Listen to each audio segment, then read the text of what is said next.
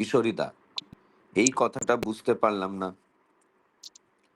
कल का जो प्रसंग था जहाँ पे কিশোরীদা पूछे कि কাজকর্ম বাদ দিয়ে কেউ যদি শুধু নাম ধ্যান নিয়ে থাকে তাতে কি তার পূর্ণ বিকাশ হয় না। तो इस बात का उत्तर में जो ठाकुर जी बोले, तो उसी सिलसिले में किशोरीदा पूछे कि ये बात मुझे समझ में नहीं आई। সিসি ঠাকুর, মানুষের এমন যদি কোনো ইচ্ছা থাকে যা ইষ্টের সঙ্গে অনন্বিত, তবে সেই ইচ্ছার প্ররোচনায় সেই इष्टेर परिपंथी चलनेও चलते पारे। ठाकुर जी बोल रहे हैं कि मनुष्य का ऐसा कोई इच्छा अगर है जो इष्ट के साथ मेल नहीं खा रहा है, लेकिन उस इच्छा के इन्फ्लुएंस में वो इष्ट के मतलब विमुख होकर चल रहा है, तो एक কথায় ইষ্ট যেমন তার মাস্টার প্রভু, ওই ইচ্ছাও তেমনি তার মাস্টার বা প্রভু হয়ে থাকে। असल बात, तो जैसे उसका प्रभु बन जाते हैं, वो इच्छा भी उसका प्रभु बन जाता है। দুই মাস্টার প্রভুকে সার্ভ सेवा करते गए तार भीतर एक बाइफोर्केशन दिभाग एसे जाए। जब मेरे जीवन में ठाकुर जी बोलना चाहते हैं कि जब दो दो प्रभु बनते हैं, जैसे एक औरत का अगर दो स्वामी अगर हो जाए तो कैसा अवस्था की सृष्टि होगी, तो वैसा अगर मेरे जीवन में किसी के जीवन में अगर ऐसा दो प्रभु का सेवा करने जाते हैं तो उसमें बाइफर्केशन आ जाता है। জীবনের কোনো ভাগে ইষ্টের আধিপত্য না থাকলে সদিচ্ছা থাকা সত্ত্বেও ওই ফাটলের ভিতর দিয়ে प्रवृत्ति परायणताएं प्राधान्य लाभ करते पारे। जीवन में जीवन के अगर किसी भी भाग में इष्ट अगर प्रधान नहीं है, उनका आधिपत्य अगर नहीं है, सद इच्छा रहने पर भी उसी वही फाटल मतलब उसी छोटा सा छेद से प्रवृत्ति, मेरा जो प्रवृत्ति प्राणता है वो प्राधान्य लाभ कर लेगी। ভালো কাজ করতে করতেও সে কখনো প্রবৃত্তির কবলে পড়ে যায়, তা হয়তো ঠাউরই পায় না। अच्छा काम करते करते ये जो प्रवृत्ति प्रवणता उनके जीवन में प्राधान्य लाभ कर लिया है, तो इसी के द्वारा वो अच्छा काम करते करते कब प्रवृत्ति के पास में पड़ जाता है वो समझ ही नहीं पाता है। আর প্রবৃত্তি পরায়ণ কর্ম কখনো মানুষকে ইষ্টার্থ পরায়ণ তথা সত্তা পরায়ণ করে তুলতে সাহায্য করে না, তা কি নিজেকে কি অপরকে।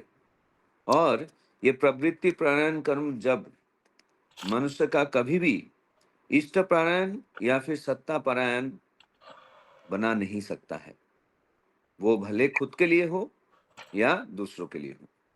তাই সব আয়োজন সত্ত্বেও শেষ পর্যন্ত স্থায়ী সুফল কমই হয়।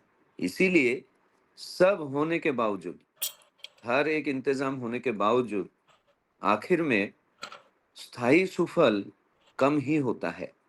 কথায় কথায় শ্রী ঠাকুর বললেন, ভালো বিয়ে, ভালো জন্ম ও ভালো শিক্ষা, এই তিনটের সমাবেশ চাই। बाद बात में श्री ठाकुर जी ने कहा कि अच्छी विवाह, अच्छा जन्म और अच्छी शिक्षा, ये तीनों का ही समावेश होना चाहिए। শিক্ষা দীক্ষার ব্যবস্থা যতই থাক না কেন, সুজনন যদি না হয়, জন্মগত সৎ সংস্কার যদি না থাকে, তাহলে সে সৎ শিক্ষা कमी ग्रहण करते पारे। ठाकुर जी और बोल रहे हैं, शिक्षा दीक्षा की व्यवस्था कितना ही क्यों ना हो, सुजनन अगर ना हुआ, जन्मगत सत संस्कार अगर ना रहा, तो ये सत शिक्षा कम ही ग्रहण कर पाएगा। मातृदोष न छन्नता, पितृदोष न मूर्खता। तो इसका मतलब ये है कि मातृ के दोष की वजह से छिन्न विच्छिन्न हो जाएंगे और पितृदोष की वजह से मूर्खता आएगी। আকুদা অধিকারী, বিয়ের ব্যাপারে আগে আমাদের দেশে কেমন করে ছেলে ও মেয়ের বংশ ইত্যাদি দেখা হতো, এখন সেটাকে অনেকেই কুসংস্কার মনে করে। आपू अधिकारीदा ठाकुर जी को बोलने लगे कि पहले हमारे देश में शादी के मामले में लड़का और लड़की का वंश परिचय इत्यादि देखा जाता था, अब इसे कुसंस्कार माना जाता है।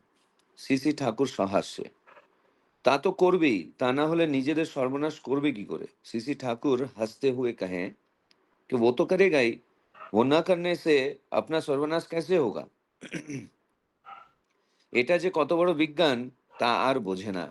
অত্যন্ত দুর্বুদ্ধি না হলে মানুষ কখনো নিজেদের শুভ ঐতিহ্য কৃষ্টিকে অবজ্ঞা করে না। ठाकुर जी बोल रहे हैं कि ये बहुत बड़ा एक विज्ञान है, इसे नहीं समझते हैं। अत्यंत दुर्बुद्धि ना होने पर मनुष्य कभी भी अपने शुभ ऐतिह्य ऐतिह्य जो रिच कल्चर है और वो कृष्टि को कभी भी अवहेलना नहीं करता है, अवज्ञा नहीं करता है। এটা হলো ইনফিরিয়রিটি হীনত্ব বুদ্ধির লক্ষণ। ये ইনফিরিয়রিটি का एक लक्षण है। এতে মানুষ কখনো বড় হতে পারে না। বড় হতে গেলে চাই শ্রদ্ধা। एते मानुष मतलब इसमें मनुष्य कभी बड़ा नहीं बन पाता है। बड़ा बनने के लिए श्रद्धा की जरूरत होती है। যে নিজের কৃষ্টি ঐতিহ্যকে শ্রদ্ধা করে না সে অন্যের ভালোটাও গ্রহণ করতে পারে না। जो अपने कृष्टि और ऐतिह्य को श्रद्धा नहीं करता है वो दूसरे का भला जो अच्छा चीज है वो भी ग्रहण नहीं कर पाता है। অনুকরণ প্রিয় হয়ে অন্যের খারাপটাই ধরে। अनुकरण प्रिय मतलब दूसरे का नकल उतार कर वो जो खराब चीज है उसी को पकड़ लेता है। যার নিজের কোনো দাঁড়া নেই, আদর্শ নেই, ব্যক্তিত্ব নেই, অন্যের খোরাক হওয়া ছাড়া তার আর উপায় কি আছে? जिसका खुद का कोई स्टैंड नहीं है, दाढ़ा दाढ़ा मतलब सिर दाढ़ा मतलब स्पाइनल कॉर्ड, जिसका खुद का कोई स्पाइन नहीं है, आदर्श नहीं है, व्यक्तित्व नहीं है, वो दूसरे का खुराक बनने कर छोड़कर और क्या उपाय है उसके लिए? এই হলো পরাধীনতার আসল রূপ। यही पराधीनता का असली रूप है। এই সার্ভাইল অ্যাটিটিউড না যাওয়া পর্যন্ত মানুষ কখনো প্রকৃত স্বাধীনতার অধিকারী হতে পারে না। तो ठाकुर जी बोल रहे हैं कि ये जो दासत्व मनोभाव है ये जब तक नहीं जाएगा तब तक इंसान प्रकृत रूप से स्वाधीनता के अधिकारी नहीं बनेंगे। आकुदा আমরা যে কত বড় কৃষ্টির অধিকারী সে সম্বন্ধে আমাদের দেশের লোকের ধারণা নেই বললেই চলে। তা থাকলে এমন অবস্থা হতো না। आकुदा बोल रहे हैं कि हम कितने बड़े कृष्ट के अधिकारी हैं इस संबंध में हमारे देश के लोगों का कोई धारणा नहीं बोलने से ही चलता है। और अगर रहता तो ऐसा ऐसी अवस्था ना होती। तो सीसी ठाकुर সেই জন্য তো যাজনের প্রয়োজন। আর যাজন যারা করবে তারা শুধু মুখে বললে হবে না, তাদের কৃষ্টি অনুযায়ী চলা চাই। सीसी ठाकुर बोल रहे हैं इसीलिए तो याजन की जरूरत है। और याजन जो करेंगे वो सिर्फ बोलने पर नहीं होगा, उनके कृष्टि के अनुसार चलना भी पड़ेगा। ना चलले ना करले कन्विक्शन प्रत्यय है ना। ना चलने पर ना करने पर कन्विक्शन नहीं होता है। कन्विक्शन प्रत्यय ना থাকলে তারা কোনো জিনিস চালাতে পারে না। अगर कन्विक्शन नहीं रहेगा तो कोई भी चीज को ऊपर उभार के नहीं ला पाएंगे। তুই অনেক জানিস বুঝিস কিন্তু করিস না। तुम बहुत कुछ जानते हो समझते हो लेकिन करते नहीं हो। ওকালতি নিয়ে পড়ে আছিস কিন্তু পরমপিতার ওকালতি যদি করতিস তাহলে দেখতিস তোর নিজের জেল্লা কত খুলে যেত আর মানুষেরও কত উপকার হতো। तुम वकालती लेकर पड़े हो लेकिन परमपिता के वकालती अगर करते तो देखते कि तुम्हारा जो प्रकाश है वो कितना उभर कर आता, मनुष्य का कितना उपकार होता। यहाँ पे मैं एक छोटा सा चीज बोल के खत्म करूंगा कि आकुदा जो बोल रहे हैं कि हम कितने बड़े कृष्टि के अधिकारी है इस संबंध में देश के लोगों का धारणा नहीं है बोलने पर ही चलता है। 1834 में जब लॉर्ड मैकोले यहाँ पे आया था और पूरा भारत को भ्रमण करके जब वो वापस गया था तो ब्रिटिश पार्लियामेंट में जब उसका स्पीच वो जब संबोधन कर रहा था पूरे सभा को तभी लॉर्ड मैकोले ने कहा था कि मैंने भारत के एक प्रांत से दूसरे प्रांत तक घूमकर आया हूँ और मैं ये दावे के साथ कह सकता हूँ कि हम 100 साल तक भी अगर कोशिश कर लें तो हम भारत को अपने कब्जे में नहीं ला सकते हैं। उसका कारण ये है कि वो अपने कृष्टि और ऐतिह्य को लेकर बहुत गर्वान्वित महसूस करता है। उनके अंदर जो ये जो एक उनके कृष्टि के प्रति ऐतिह्य के प्रति जो एक विश्वास और दृढ़ता है ये जब तक हम लोग नहीं तोड़ेंगे तब तक हम भारत को अपने कब्जे में नहीं कर सकते। तो तभी लॉर्ड मैकोले ने कहा था कि अगर ये करना है तो उनकी शिक्षा व्यवस्था और उनका ऐतिह्य को तोड़ना है तो ही हम भारत को अपने कब्जे में कर सकते हैं। तो ठाकुर जी यहाँ पे जो बोल रहे हैं कि इसी के लिए याजन की जरूरत है तो वो जब तक हम लोग ठीक से नहीं करेंगे तो ये नहीं हो पाएगा। जय गुरु।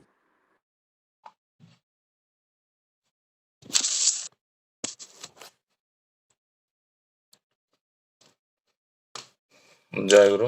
वंदे पुरुषोत्तमम, वंदे पुरुषोत्तमम, वंदे पुरुषोत्तमम।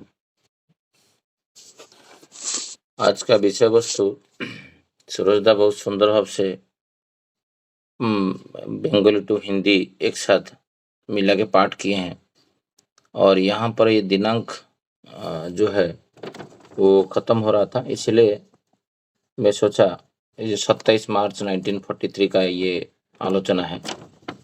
तो इसमें 3 क्वेश्चन है, फिर भी मैं एक साथ दिया क्योंकि ये सब इंटरलिंक था।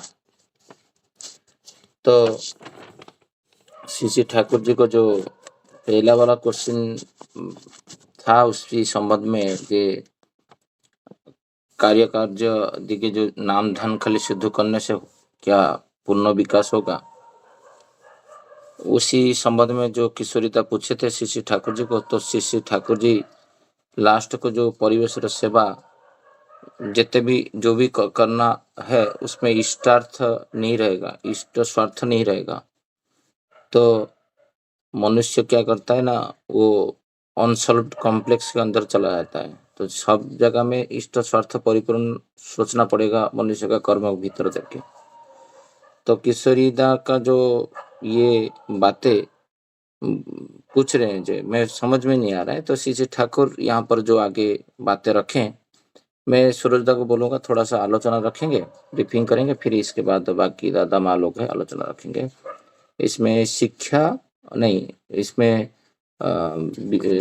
विवाह, अच्छा विवाह, अच्छा जन्म, अच्छा शिक्षा के ऊपर थोड़ा सा आलोचना रखेंगे। जय गुरु। जय गुरु दादा, बोलिए। ये 3 चीज के ऊपर ही मैं बात करूंगा कि अच्छी विवाह, अच्छा जन्म और अच्छी शिक्षा। हाँ, रखें तो और इसी के ऊपर रखिए, क्योंकि आपके शिक्षा लाइन में आप हो, तो इस संबंध में रखेंगे तो अच्छा रहेगा। हाँ, तो ठाकुर जी यहाँ पे जो बोल रहे हैं, मतलब ये जो 3 चीज की समावेश होनी चाहिए, इसका जो जो बेस, मतलब किस वजह से ठाकुर जी ये बात बोल रहे हैं। तो आज के ज़माने में अगर देखेंगे, हम लोग सब अगर देखेंगे कि जो शुरुआत जिससे हुआ कि कोई एक इच्छा, जो इच्छा मेरे ठाकुर जी के जो भावधारा है, उसके साथ मैच नहीं हो रहा है, लेकिन उस इच्छा में कुछ अच्छा ही है, दो it is a good will, लेकिन उसमें अगर ठाकुर जी का इच्छा अगर नहीं है, तो ये दोनों चीज़, मतलब ठाकुर जी भी मेरे प्रभु बन जाएँगे और वो इच्छा भी मेरा प्रभु बन जाएगा। मतलब मेरा जो अ, जो एक एकीकेंद्रिक भाव जो है, वो डाइवर्जन आ जाएगा उसमें।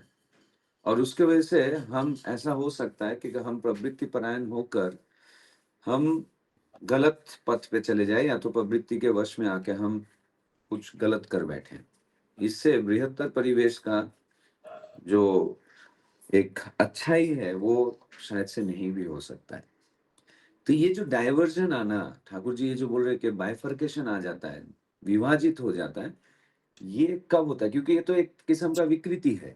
मान लीजिए कि एक औरत है और उसका 2 पति है, तो उसका एक-केंद्रिक सेवा भाव तो रहेगा नहीं, उसका 2 तरफ मन रहेगा। तो ये एक किस्म की, तो ये जो रिलेशन है, ये एक किस्म की विकृति हो गई। तो ठाकुर जी बोल रहे हैं कि अच्छी विवाह, अच्छा जन्म और अच्छी शिक्षा। ये अच्छा का मतलब क्या है? तो मुझे ऐसा लगता है कि अच्छी विवाह, जो ठाकुर जी हमें विवाह के बारे में जो संस्कार बोल बताए हैं, अनुलोम विवाह और प्रतिलोम विवाह। एक जगह पे मैंने आज आलोचना प्रसंग में एक जगह पे ठाकुर जी को पूछा गया, प्रतिलोम विवाह आप जो बोलते हैं इतना बड़ा दोष है, क्यों है ऐसा? मतलब क्या है? ठाकुर जी बोलते हैं कि दुनिया में सबसे बड़ा पाप जो है, वो है प्रतिलोम विवाह। बोलता है कि तुम पतित हो जाओ, तुम प्रोस्टिट्यूट के पास चले जाओ, तुम गो हत्या कर लो, ये सब से, ये सारे पाप से उभरने का और प्रायश्चित करने का जरिया दिया हुआ है। प्रतिलोम विवाह का, प्रतिलोम विवाह के जैसा बड़ा पाप इसका कोई प्रायश्चित नहीं है। बोले क्यों? बोलते इससे जेनेटिक डिसऑर्डर आ जाता है। मतलब पूरा जो हमारे जो जेनेटिक्स है, डीएनए में खराबी आ जाती है और उसके वजह से 2 परिवार और 2 परिवार के बाद जो राष्ट्र है, समाज है, वो खराब हो जाता है। क्योंकि मैं एक ऐसा भविष्य को जन्म दूँगा, जो भविष्य में समाज को बनाएगा तो नहीं, उल्टा बिगाड़ देगा। क्योंकि वो स्ट्रक्चर ही इतना गलत तरीके से बनेगा कि वो चाहने पर भी सही सोच नहीं पाएगा। तो ठाकुर जी को पूछा गया कि इसका क्या कोई भी तोड़ नहीं है? मतलब इतना बड़ा जो आप बोल रहे हैं कि इतनी बड़ी पाप है जिसका कोई सुधार, तो कुछ भी तोड़ नहीं है ठाकुर जी। तो ठाकुर जी बोल रहे हैं कि अगर अज्ञानवश अगर कोई प्रतिलोम विवाह कर लेता है, तो हो सके तो वो किसी भी बच्चे को जन्म ना दे। ये पहला चीज। और अगर दे भी दिया तो स्वामी स्वामी और स्त्री को जीवन भर परमपिता मुखी होकर रहना चाहिए और जितना हो सके दूर रहना चाहिए, दूर रहकर एक दूसरे को ध्यान देना चाहिए। और तीसरा, जो बच्चा जन्म लेगा उसे तभी से ठाकुरमुखी कर देना चाहिए, ताकि कम से कम उसका जो स्वभाव है, उसका जो शिक्षा है, वो इस तरीके से हो ताकि उसका द्वारा जो विनाश होगा वो थोड़ा कम हो जाए। ठाकुर जी ये बात बोल रहे हैं। तो मतलब हम विवाह को इतना इम्पोर्टेंस देते नहीं हैं आज के टाइम में। मैं तो कॉलेज में पढ़ाता हूँ।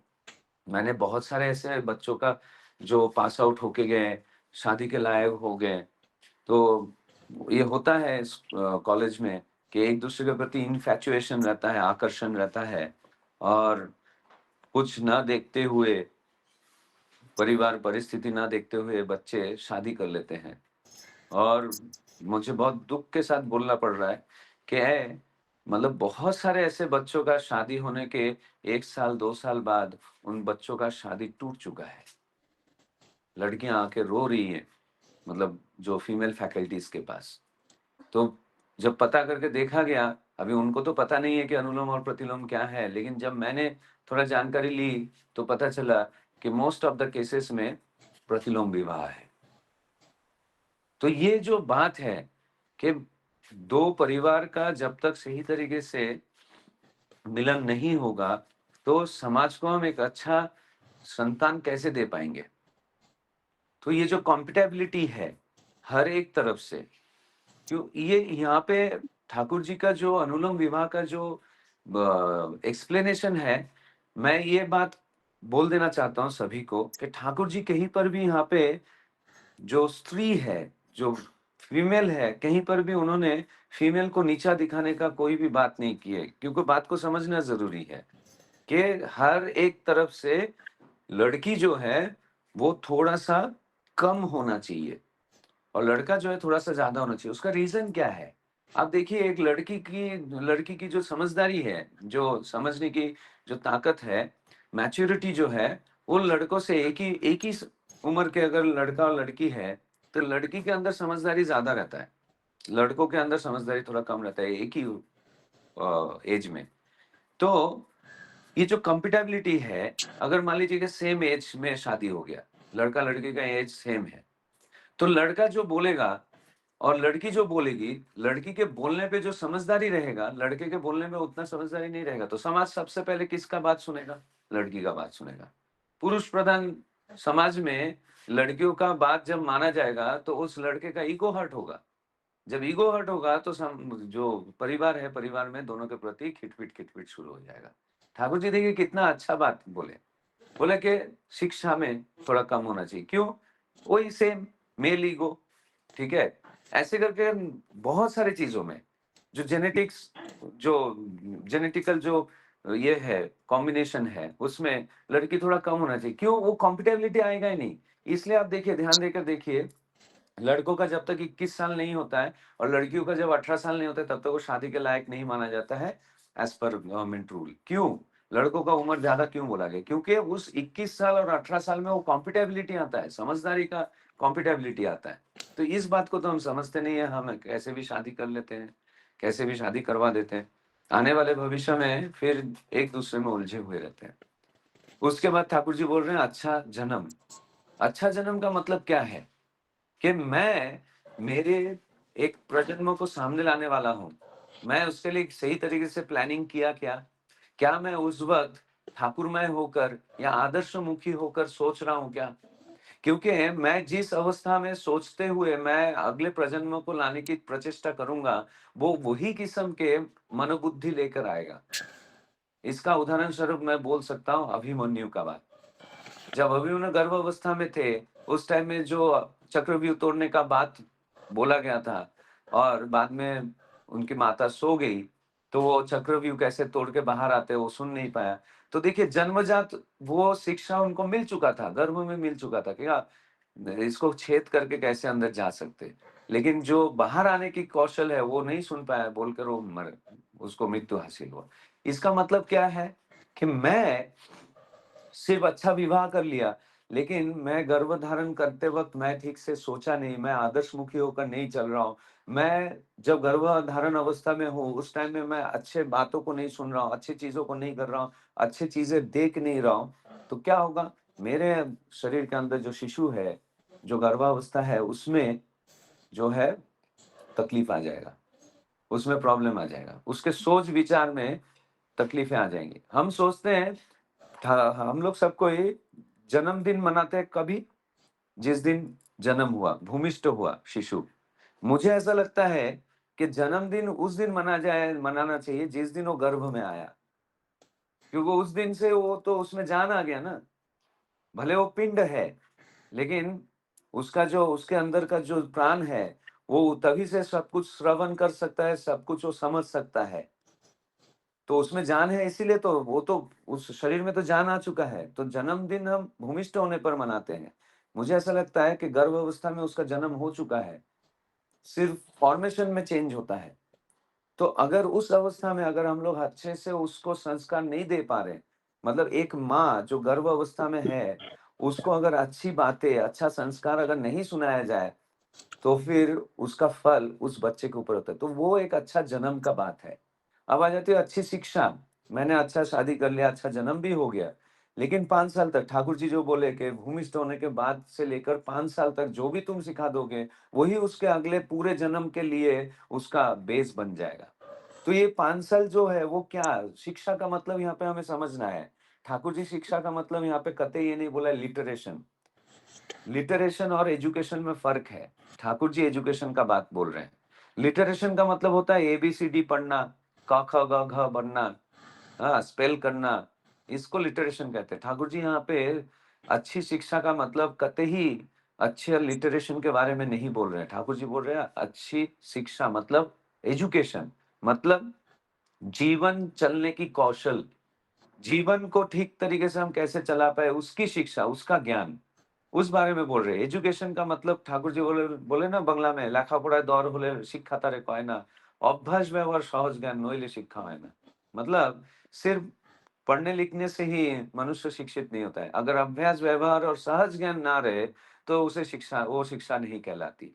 मतलब मेरे अंदर अगर अभ्यास व्यवहार और सहज ज्ञान अगर नहीं है, तो ऐसी शिक्षा का क्या मतलब है? आज देखिए पूरी दुनिया भर में मनुष्य तकलीफ से भुगत रहे हैं। अगर देखा जाए लिटरेशन रेट तो बढ़ गया है, लेकिन क्राइम रेट भी तो बढ़ा है। अगर एजुकेशन बढ़ता है तो क्राइम रेट तो कम होनी चाहिए। अवस्था जो है वो सुधरना चाहिए, लेकिन वो बिगड़ क्यों रहा है? इसका कारण ये है कि जो सहज ज्ञान है, कॉमन सेंस है, जो व्यवहार है, यह हमारे अंदर ठीक तरीके से इवॉल्व नहीं हो पा रहा है। तो हमें ये भी ध्यान देना है कि ये जो 5 साल उम्र तक जो भी हम सिखा देंगे, आज देखिए हर एक घर में आप 100 घर रैंडमली आप चूज़ कीजिए। आप उसमें से देखेंगे 90% घर के जो हस्बैंड और वाइफ है, वो जॉब पे चले जाते हैं। छोटा-सा शिशु उसे आया के भरोसे छोड़ के चला जाते हैं। आप सोचिए तो वो आया, वो किसका शिक्षा, किसका संस्कार देगा? मेरे परिवार का कि वो खुद का शिक्षा और खुद का संस्कार देगा? इम्बाइब कौन-सा शिक्षा होगा? जो आया का जो शिक्षा उसका जो कैपेबिलिटी है उतना ही तो वो उसको दे पाएगा। बच्चे तो देखकर सुनकर सीखते हैं, समझकर सीखते हैं। तो उस अवस्था में सोचिए माँ बाप अगर ये एक्सपेक्ट करे कि नहीं नहीं ये मेरे संस्कार को, मेरे ऐतिह्य को ये एक्सेप्ट करना चाहिए, कैसे करेगा? माँ तो सिखाने के लिए है ही नहीं, माँ तो चली जा रही है बाहर काम करने के लिए। मैं ये नहीं बोल रहा हूँ कि हम लेडीज को काम नहीं करना चाहिए, लेकिन मैं ये कहना चाहता हूँ कि जिस इंसान का मतलब जो बच्चे के भविष्य के लिए हम लोग इतना दौड़ भाग कर रहे हैं, पैसा कमा रहे हैं, क्या हम उसका जो असली जो धन है, उसका जो व्यवहार, उसकी जो शिक्षा, क्या हम उसको अवज्ञा करके हम मटेरियलिस्टिक चीज़ों के लिए हम नहीं दौड़ रहे? अगर मैं पैसा इतना कमा लिया उसके भविष्य को सुधारने के लिए, सँवारने के लिए, और वो बच्चा अगर उस मेहनत का या फिर उस धन का अगर सही तरीके से उपयोग नहीं कर पाए, तो ऐसे धन कमाने का क्या ही मतलब रह गया? फिर तो इतना मेहनत जो है वो जलांजलि हो गया। उसका कोई मतलब ही नहीं रहा। लेकिन अगर मैं उसके परवरिश में, उसके शिक्षा में, उसके बेसिक प्रिंसिपल्स पे अगर काम करूँ, तो मैं गारंटी के साथ ये बोल सकता हूँ कि आने वाले जीवन में वो अपने आप को प्रतिष्ठित कर ही लेगा उसके ऐतिह्य और संस्कार के द्वारा। इसलिए ये कहावत है ना कि पूत कपूत तो क्यों क्यों धन संचय और पूत सपूत तो क्यों धन संचय। मतलब पूत अगर कपूत है, तो धन संचय करके क्या मतलब है? क्यों क्या करेंगे उस धन संचय का? वो तो खराबी करेगा, उसको नष्ट ही करेगा। और पूत अगर सपूत तो क्यों धन संचय? अगर पूत अगर सपूत है, अगर कैलिबर उसमें है, तो धन संचय की जरूरत नहीं है, वो खुद कर लेगा अपना। वो खुद अपने ऐतिह्य को इस तरीके से संवारेगा कि वो अपना धन संचय कर ही लेगा। इसका मतलब ये है कि हमें उसके शिक्षा के प्रति ध्यान देना है। तो ही जाके मुझे ऐसा लगता है कि ये जो तीनों कॉम्बिनेशन है, अगर इसमें से एक भी छूट गया, तो ये कॉम्बिनेशन का जो मेन ऑब्जेक्टिव है, वो ये नहीं होगा, सक्सेस नहीं होगा। इसलिए इन तीनों का समावेश होना बहुत ज़रूरी है। जय गुरु। जय गुरु। बहुत सुंदर भाव से सूरज दा आलोचना रख रहे थे। सूरज दा लास्ट को जो बंगाली में लिखा हुआ है, जो पैराग्राफ सेकंड ग्राफ में, पितृदूषण मूर्खता, मातृदूषण वो क्या है? अज्ञता ना? मातृदोषेन छिन्नता, पितृदोषेन मूर्खता। छिन्नता मतलब? छिन्न-भिन्न जीवन हो जाएगा ना। मातृदोष अगर है, तो छिन्नता आ जाएगी। मतलब आप बोल सकते हो कि उसका जीवन एक श्रृंखला में नहीं रहेगा, विशृंखल जीवन हो जाएगा। और और पितृदोष में मूर्खता, पितृदोष से मूर्खता आती है। इसको कैसे समझे? एग्जाम्पल देके, जैसे कि मैंने आपको कहा कि औरत अगर अपने मतलब माँ अगर अपने बच्चे को सही समय में शिक्षा दीक्षा नहीं दे पा रही है, तो उसका उसका जीवन तो छिन्न भिन्न ही हो जाएगा। और पितृदोष ने मूर्खता मतलब पिता अगर कोई दोष कर रहा है, तो इससे मूर्खता का मतलब यहाँ पे बेवकूफी नहीं, मतलब बेवकूफीपना नहीं। मूर्खता का मतलब ये होता है कि कोई चीज को सही तरीके से जानना और उसे जीवन में आगे लेके चलना। फॉर एग्जाम्पल मान लीजिए कि जोनाकी के सामने मैं ऐसा कुछ काम कर रहा हूँ कि मान लीजिए कि मैं ज्योत्सना के साथ झगड़ रहा हूँ जोनाकी के सामने। तो ये मेरा प्रतिदोष है कि मुझे नहीं झगड़ना चाहिए उसके बच्चे के सामने। क्या होगा, वो बच्चा कल को जाके जोनाकी जो है ज्योत्सना को ठीक तरीके से आदर सम्मान नहीं करेगा, तो उसका मूर्खता हो गया। समाज में उसका जो भले कितना भी बड़ी बन जाए, लेकिन उसकी उसकी उसका जो सम्मान है वो कोई नहीं करेगा, क्योंकि लोगों को पता चलेगा अरे ये तो अपने माँ बाप को ही श्रद्धा नहीं करता है, तो मूर्ख समझेगा। तो ये मुझे लगता है कि ठाकुर जी ये बोलना चाह रहे हैं।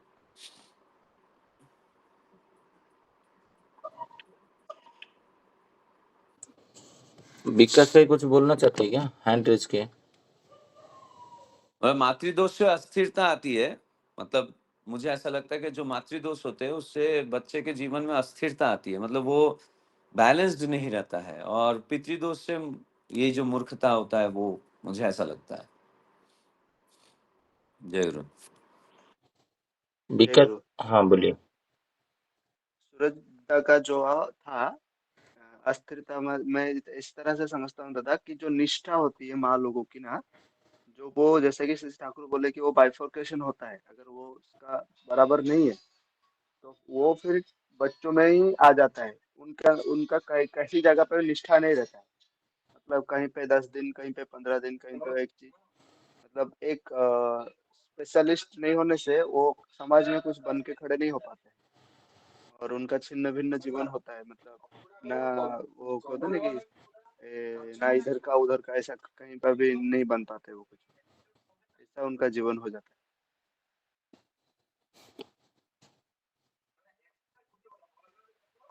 विकास भाई आपका बातें कंप्लीट हुआ? मुझे ऐसा है। जी लगता भाई है बताइए। शशिदा, कि ठाकुर जी यहाँ पे ये बोलना चाहते हैं कि माँ तो एक एक बच्चे का सबसे पहला गुरु माँ होती है, शिक्षा गुरु होती है। तो माँ अगर श्रृंखलाहीन हो या आवेग प्रवण हो, अलस हो, या हद से ज्यादा अगर स्वाधीन चेता हो, तो इससे बच्चे का मन जो है वो असंजत हो जाता है और अस्थिर हो जाता है। जैसे कि मान लीजिए माँ अगर बहुत ज्यादा उदासीन हो या फिर प्रश्रय देने वाली हो, तो संतान उससे अनियंत्रित स्वभाव बन जाता है। या फिर माँ अगर अत्यधिक स्नेहपरायण हो या फिर दुर्बल चित्त हो जाए, तो उससे संतान जो है वो संजत नहीं हो पाएगा। मतलब अत्यंत लाड़ दुलार से बच्चा बिगड़ जाए, तो ये माँ का एक दोष हो सकता है। या फिर मान लीजिए कि अगर माँ अगर अस्थिर और दुश्चिंताग्रस्त हो, मतलब एंजाइटी के, तो बच्चे के अंदर जो मनोसंजोग जो है उसकी अभाव दिख सकती है। संस्कार विहीन और अशिक्षित अगर होता है, तो बच्चों के अंदर जो मूल्य बोध है वो उसकी कमी हो सकती है। और पिता का मूर्खता, पितृदोषण और मूर्खता का मतलब मुझे ऐसा लगता है कि पिता जो है एक बच्चे के जीवन में, आप बोल सकते हैं कि एक आदर्श के तरीके से, या तो एज ए हीरो, बच्चे के लिए पिता जो है एक एज ए हीरो वो कंसीडर करता है। तो पिता अगर दायित्वशील नहीं हो, नैतिक भाव अगर उसके अंदर नहीं है, आदर्श परायण, मतलब पिता ही अगर आदर्श परायण नहीं हो, तो फिर संतान उससे जो है दुर्बुद्धि या तो बुद्धि में उसका दुर्बलता आ जाती है। फॉर एग्जाम्पल, पिता अगर मान लीजिए कि ज्ञानहीन है, तो संतान के अंदर शिक्षा का जो मूल्य है वो नहीं आएगा। या फिर पिता अगर अनैतिक है, सही तरीके से समाज में उठ बैठ नहीं कर रहा है, दायित्व नहीं है, तो संतान संतान के अंदर न्याय अन्याय का जो परख है वो, या फिर न्याय अन्याय समझ नहीं पाएगा। अगर मान लीजिए पिता अगर अगर आग्रहशील नहीं है, बहुत उदासीन रहता है, तो संतान के अंदर भी शिक्षा और भविष्य को लेकर, जो भविष्य है उसको लेकर उसके अंदर भी उदासीनता आएगी। अगर मान लीजिए कि पिता बहुत ज्यादा स्ट्रिक्ट है, एकदम बहुत ही कठोर है, श्रूड है, तो उस हालत में संतान जो है वो विद्रोही बन जाता है या फिर मानसिक भाव से दुर्बल हो जाता है, क्योंकि पिता जो है बहुत रूड है, बहुत ज्यादा श्रूड नेचर का है, या फिर बहुत ज्यादा वो स्ट्रिक्ट है। तो बच्चा जो है वो भी ऐसा कठोर बन जाता है या फिर रिबेलियस बन जाता है। तो मुझे लगता है ये सारे चीजों के बारे में ठाकुर जी बोलना चाह रहे हैं।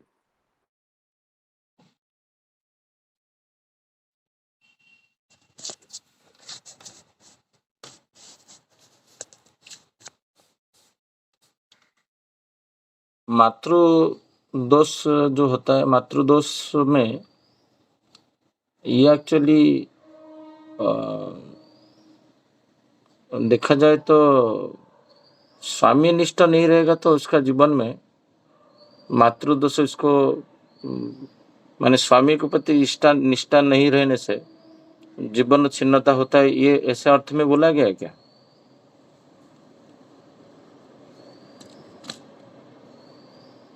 ये तो है ही। माँ अगर मतलब उसके स्वामी के प्रति अगर निष्ठावान नहीं है, तो बच्चा कैसे निष्ठावान होगा? ये तो है ही।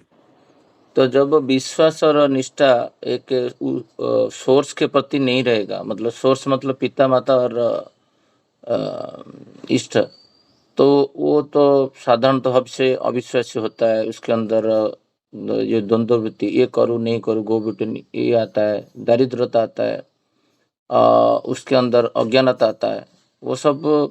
अ, तो मातृ दोषण में थोड़ा सा इसको देखता हूँ, मनु संहिता में शायद रहेगा ये कहीं पे ब्रीफिंग, जो मातृदोष किसको किसको बोला जाता है, मतलब मेजर पॉइंट क्या हो सकता है, तो जिसके कारण बच्चे का जीवन विच्छिन्न हो जाता है।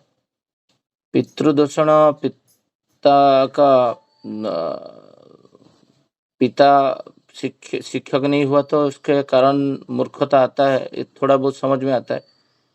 वो बाकी पॉइंट को थोड़ा सा मैं मुझे मिलता है तो मैं फिर कल पॉइंट में रखूँगा।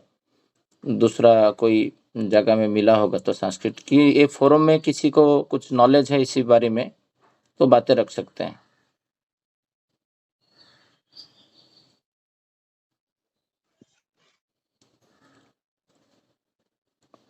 ठीक है।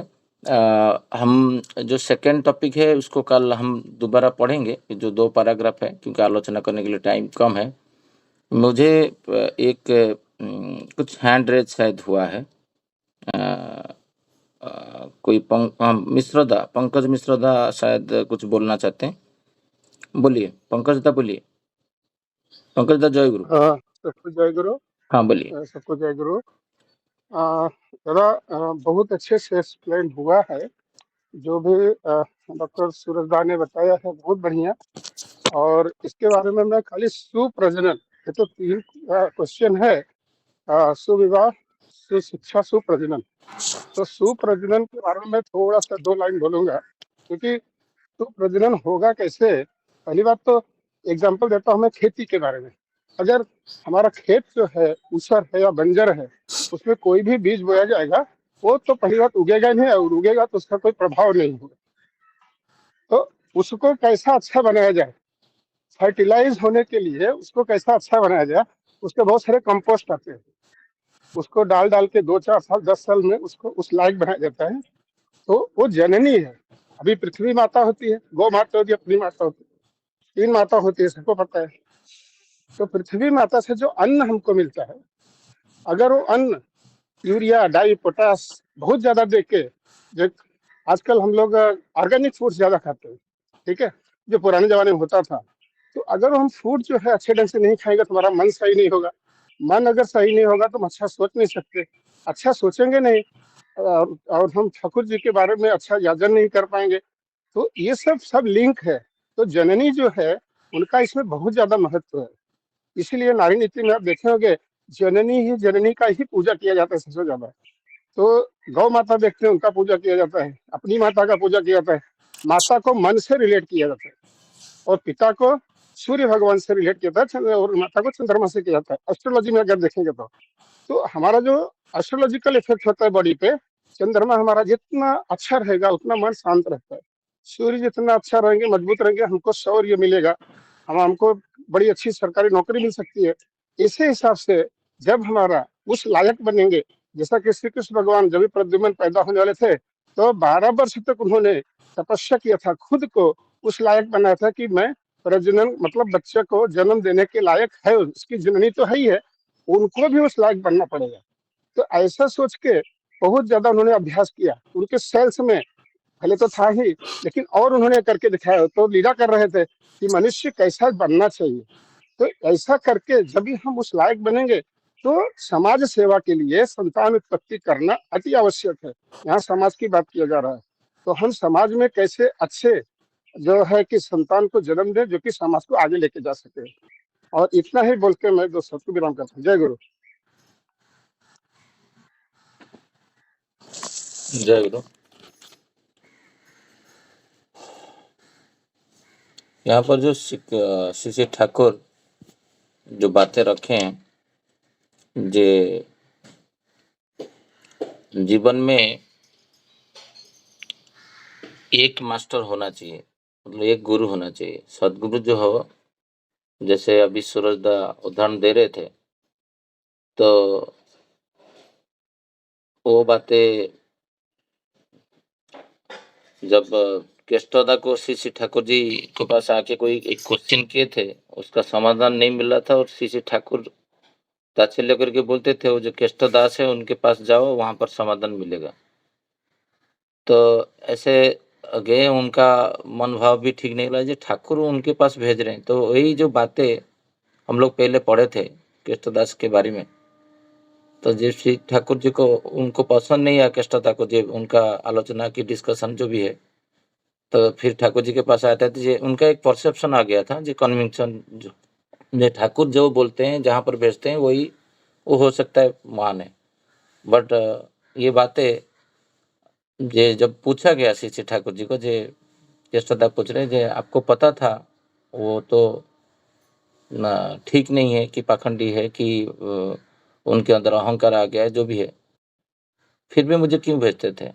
तो वो तब श्री श्री ठाकुर केष्टादा को बोले थे, जे केष्टादा, कोई एक सती नारी को उसका पति स्वामी बोलेगा वो पुरुष अच्छा है, तो वो क्या जाएगा? तो केष्टादा बोले, वो कैसे संभव है? ना वही तो है, जब जो प्रभु भक्त होता है, तो भगवान स्वयं बोलने के बावजूद, मैं बोलने के बावजूद आप कैसे चले गए? वही होता है, जे जीवन में एक आदर्श चाहिए ही चाहिए। अभी यहाँ पर जो विवाह के बारे में बात हो रहा है, अच्छे जन्म का बात हो रहा है, सुप्रजनन का बात हो रहा है, और शिक्षा के बात हो रहा है। अभी वो शिक्षा जो है, बचपन से, जो सूरजदा बोल रहे थे, बचपन से शिक्षा दिया जाता है। बट जो शिक्षा है श्री श्री ठाकुर जी के मतलब जो लिटरेसी का बात है, जो अल्फ़ाबेट सीखना कि फिजिक्स केमिस्ट्री जो पढ़ना है, वो श्री श्री ठाकुर जी के हिसाब से वो तो शिक्षा नहीं है। अभ्यास व्यवहार को शिक्षा बोलते थे श्री श्री ठाकुर जी।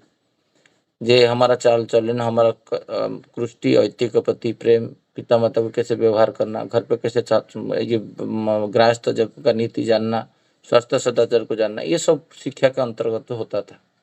बट श्री श्री ठाकुर जी जो है, वो कभी भी को एजुकेशन को पसंद नहीं करते थे।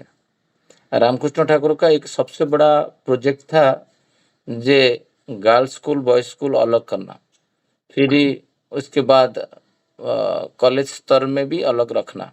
तो ये विवेकानंद का सबसे बड़ा प्रोजेक्ट था, जिसके लिए वो आयरिश से जो ये स्पीच में ये बातें रखे थे, और भगिनी निवेदिता वहीं से सृष्टि हुए थे, जे ये जो प्रोजेक्ट को वो हैंडल करते थे।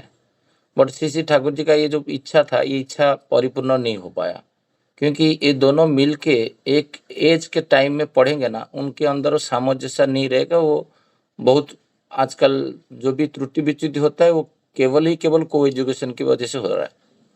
बट हम लोग कुछ कर नहीं पा रहे हैं, क्योंकि हमारा पास वो इंफ्रास्ट्रक्चर है ही नहीं। क्योंकि इच्छा को पूर्ण करने के लिए एक दो तो मैं सुना हूँ, भुवनेश्वर में कोई गुरु भाई और ऋतिक लोग इनिशिएटिव लेके वो सेपरेट स्कूल किए हैं, girls school boys school separate किए हैं, और उसमें बहुत सारे सत्संगी लोग पढ़ते हैं। बट श्री श्री ठाकुर जी, ये जो अभी आप देखे होंगे ऑफिस के अंदर, कि वहाँ से तो संक्रमण वहीं से खराब हो जाता है मेंटेलिटी, जो को एजुकेशन से। फिर श्री श्री ठाकुर वैशिष्ट माफिक शिक्षा का बात किए हैं, जिसका जो वैशिष्ट है उसके हिसाब से उसको शिक्षा दिया जाए। ये भी तो संभव नहीं है, क्योंकि महाराष्ट्र बोर्ड है, ICSE बोर्ड है, CBSE बोर्ड है, वो गवर्नमेंट निर्धारित किया है सरकारी, जो ये सिलेबस में पढ़ाया जाएगा। सारे बच्चे को एक ही शिक्षा दिया जाता है, ये सबसे बड़ा डेंजर है। ये श्री ठाकुर जी बोले हैं, जिस सब मनुष्य को एक ही तरह का शिक्षा नहीं दिया जा सकता है। अभी क्या होता है, जो लगता है जो ये मनुष्य है, बट ये मनुष्य के अंदर जो इंस्टिक्ट है, किसका स्विमिंग है, किसका क्रिकेट है, किसका सिंगिंग है, किसका विज्ञानी बुद्धि है, कोई रसायन शास्त्र जानना चाहता है, कोई मैथमेटिक्स जानना चाहता है, बट उसका जो प्रवणता जानने का झुंग एक सब्जेक्ट के प्रति जब एक ही शिक्षा दिया जाता है, वो दब जाता है। मेरा एक अभी हमारा सोसाइटी में एक रिलेटिव है, डॉक्टर राजश्री, उनका बेटा को मैं देखा, वो क्रिकेट खेलने के लिए बहुत दूर जाता है, अंधेरी वगैरह जाता है, क्योंकि उनका पिता माता उनको जो देखे जो इंस्टिक्ट जो है वो खेलने में है बहुत ज़्यादा, तो उसको खेलने के लिए प्रोत्साहन कहाँ स्कूल में दिया जाएगा? उसके लिए तो कोई हफ्ता में एक बार तो आधा घंटा खेल होता है, वो वहाँ से क्या सीखेगा? तो उसको सेपरेट क्लास डाल के उसको सिखा रहे हैं, सो दैट वो आगे जाके एक क्रिकेटर बने। बट ये जो शिक्षा है, अभी वो शिक्षा बचपन से, ये जो एक बात होता है नारी शिक्षा में, थोड़ा सा ये विवाह तो बहुत बड़ा टॉपिक है, और सुप्रजनन इसके बाद आएगा। मैं थोड़ा सा शिक्षा के बारे में बोलूँगा, आज टाइम कम है, 4-5 मिनट। सूरजता तो एजुकेशन लाइन में है, उनको बहुत सारा रिसर्च उसी फील्ड में है। बट अभी हमारा जो बच्चे हैं, बेटा बेटियां हैं, उनको हम लोग अभी से शिक्षा नहीं देंगे तो वो शिक्षा आगे जाके एक जैसे पिता पिता जो करेगा उसको माने उनका बच्चे को भोगना पड़ेगा। उसी हिसाब से मूर्खता आता है, जो भी पिता का दोष होगा उसी हिसाब से वो सीखेंगे। जो हमारा जीवन में हम लोग श्री ठाकुर जी को लिए हैं तो हमारा बच्चे को बेसिक शिक्षा है वो देना चाहिए। मैं अभी देखता हूँ बच्चे यहाँ पर जितने भी फोरम में माँ लोग ज्वाइन किए हैं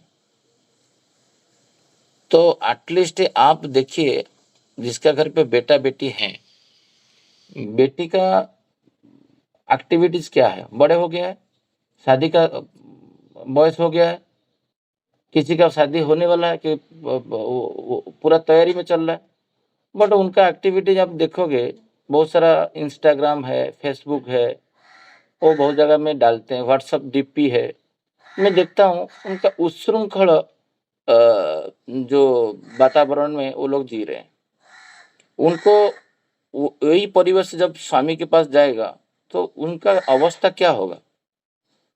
तो 2-3 दिन पहले लास्ट हफ्ता शायद थर्सडे हमारे एक कॉन्फ्रेंस रूम में हम लोग डिस्कशन कर रहे थे। हमारे एक सीनियर है, एक प्रज्ञा, थोड़ा सा इसको डोर क्लोज करता हूँ। तो वो बोल रहे थे जे महाराष्ट्र में उनका एक रिलेटिव की बात दे रहे थे जे वो घर पे जब शादी होके फर्स्ट दिन आए तो लड़की उसका हस्बैंड एग्नेस्ट में बोल रहा है। फर्स्ट दिन जो माने मैरिज करके घर पे घूमने के लिए आ रहे हैं तो उसका हस्बैंड थोड़ा बाहर गए, मैं शिक्षा के बारे में बता रहा हूँ, तो उसका माँ के बारे में बोल रहे हैं। उनका माँ पूरा फायर हो गए। हस्बैंड के एग्नेस्ट में उनका बेटी माँ के पास आके एलिगेशन कर रहा है। कितना 7-8 दिन के बाद, मतलब 7 दिन में वो दो हस्बैंड का दोष देखना शुरू कर दिया। तो वो मुझे सीनियर बता रहे थे जो उनका माँ बहुत फायर हो गया, जे वो ईश्वर है और आप 7 दिन में ईश्वर के बारे में आप दोष देखना शुरू कर दे तो जीवन चलेगा कैसे। तो फिर उसको एडजस्ट करके बात करके ऐसे ये बातों को ऐसे देखना होता है ऐसे। तो उसको मैं थोड़ा डिटेल में नहीं जा रहा हूँ, तो उसको समझा दिए। ये एक माँ का कर्तव्य होता है। आज का माँ का क्या करते हैं, जब भी कोई हस्बैंड के सास ससुर के विरुद्ध में बोलता है उसको विरोध करते हैं क्या, तो फलस्वरूप वो प्रेरणा कहाँ से मिलता है, विच्छेद आने का, विच्छिन्नता कहाँ से आता है। मातृ का दोष मैं थोड़ा उसमें नहीं जा रहा हूँ, माँ लोग का ये दोष की वजह से विच्छिन्नता नहीं आता है। श्री बर्मा जब उनका पिताजी के घर पे गए थे और उनके पिताजी जो हम लोग श्री ठाकुर अनुकूल का बुक्स में पढ़ते हैं उनके जीवनी में एक बार बोल दिए थे जैसे श्री ठाकुर जी को थोड़ा सा निकृष्ट शब्द यूज करके जे उनके हाथ में देके मैं गलती कर दिया, दिन रात खाली जाजन करते हैं कुछ मेरा बेटी को अच्छे से नहीं रख पाएंगे। इतना छोटा सा शब्द है। उसी से उस दिन जलपान ग्रहण नहीं किए थे श्री वर्मा उनका घर पे और सीधा श्री ठाकुर जी के पास आ गए थे। मतलब थोड़ा सा भी स्वामी के विरुद्ध सुनने का शक्ति नहीं रखना चाहिए। ये शिक्षा देना चाहिए लड़की को, जो हस्बैंड तुम्हारा जीवन का सर्वस्व है। ये जब तक सिखाओगे नहीं, यहाँ से कब तुम्हारा घर पे जब रहता है तो शादी जाने के बाद वो तो फिर तो हर चीज में मैं सीए किया हूँ, मैं इंजीनियरिंग किया हूँ, तुम तो इंजीनियरिंग किया तो तुमको ये नहीं आता है, तुमसे ये नहीं होगा। ये शब्द जो होता है ना, मैं ऑफिस में कभी भी लड़की लोग में देखता हूँ जो सब शादीशुदा हैं वो हस्बैंड के एगेंस्ट में धूम वो बातें करते हैं, तो वो मजाक भी चलता है। तो मेरे साथ अभी 2-3 बार ऐसे हुआ, बोले ये टॉपिक एकदम बात नहीं करना, तुम्हारा पेरेंट्स के बारे में, तुम्हारा हस्बैंड के बारे में, ये 2 टॉपिक कभी एग्नेस्ट में बात नहीं करना। ये मेरा हस्बैंड नहीं कर पाता है, तुम उसके अंदर रखो, वो कैसे कर पाएगा उसको प्रेरणा दो। उससे क्या होता है, तुम डिटैच हो रहे हो सोर्स से। तो ये जो माँ, हमारा आजकल जो माँ है, जो लोग ये फोरम में ज्वाइन किए हैं, बेटी को किसी तरह का पोशाक पहन के फेसबुक में छोड़ना है वो भी सिखाते नहीं। सत्संग है, हम लोग रिप्रेजेंट करते हैं श्री ठाकुर। मैं अभी कभी कभी 2-3 पोस्ट देखा सत्संगी फैमिली का, वो लीडिंग है, सोचते लिए हैं 20 साल 30 साल से, बट जो पोशाक परिच्छन पहन के 25-30 साल का लड़की पोस्ट करते हैं, एक बार देखो तो वो पोशाक परिच्छन पहनना लायक है? तो यही चीज जब वो जाके स्वामी के पास करने के लिए प्रयास करेगा, स्वामी अलाउ नहीं करेगा। अच्छा इष्टावान पुरुष रहेगा तो अलाउ नहीं करेगा, फिर झगड़ा होगा। तो ये बयस में कौन सा पोशाक पहनना चाहिए, कैसे खाना चाहिए, कैसे बैठना चाहिए, कैसे बातें करना चाहिए, कौन सा वीडियो पोस्ट करना चाहिए कि नहीं चाहिए, ये तो सीखना चाहिए। इतना अंतःपक्ष है, माँ लोग क्या ये चीज नहीं देख पाते हैं? यही बातें उसको जीवन का मरण पथ में लेके चला जाता है। 2 साल में डिवोर्स हो जाता है, 1 साल में डिवोर्स हो जाते हैं, अलग हो जाते हैं, जिद्दी पकड़ के बैठ जाते हैं, मैं नौकरी छोड़ूंगा नहीं, तुम दिल्ली में रहो 15 साल, मैं रहूंगा मुंबई में 20 साल। ऐसे रहते हैं अलग अलग, पूरा जीवन को पूरा छिन-भिन कर देते हैं। क्यों? क्योंकि उनको शिक्षा उपयुक्त नहीं मिलता है। तो आज का जो विषय वस्तु है, हम लोग इसको कंटिन्यू करेंगे कल डिस्कशन में। प्रैक्टिकली हम लोग ये सब चीजें घर पे सीखेंगे नहीं तो हमारा जीवन बर्बाद, हम लोग दुख में रहेंगे, बाकी लोग का कुछ होने वाला नहीं, बट हम आनंद से वंचित होंगे। शिक्षा ऊपर प्राधान्य नहीं दिया जाएगा। तो सबको मेरा आंतरिक जय गुरु। आज का आलोचना को यहीं पे विराम करते हैं। वंदे पुरुषोत्तमम, वंदे पुरुषोत्तमम, वंदे पुरुषोत्तमम। जय गुरु सब।